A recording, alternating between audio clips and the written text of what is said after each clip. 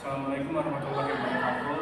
Perkenalkan, kami dari kelompok 2 kelas lembaga pembiayaan ingin menjelaskan hasil diskusi kelompok kami.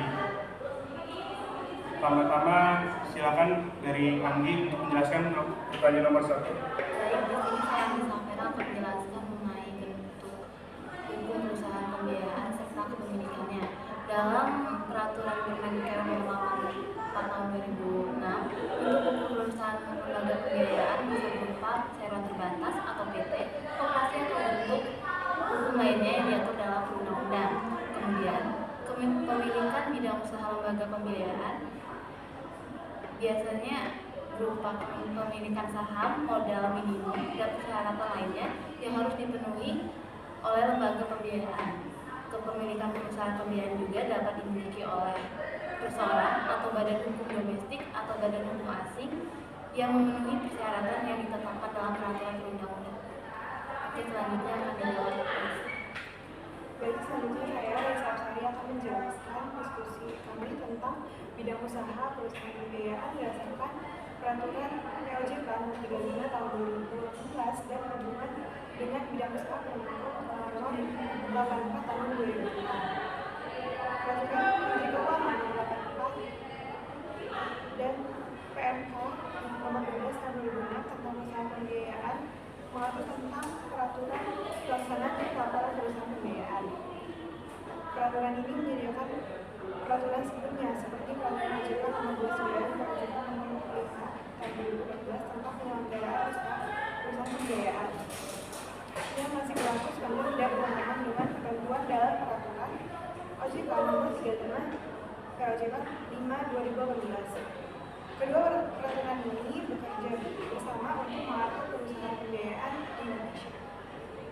Baik, saya Zaki Ramadan akan melanjutkan pertanyaan nomor 3, yaitu jelaskan bidang usaha mengenai lesor, lese, barang modal, hak opsi, dan nilai sisa.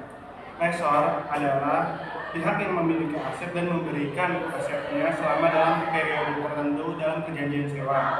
Lalu lese adalah pihak yang memperoleh hak untuk menggunakan aset dari aset lesor sesuai dengan perjanjian sewa.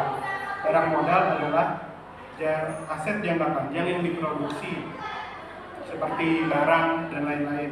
Hak opsi adalah hak yang diberikan kepada lese untuk membeli aset yang disewa pada akhir masa sewa dengan syarat tertentu. Nilai sisa adalah nilai aset pada masa sewa akhir atau masa pakai dari perkiraan nilai aset.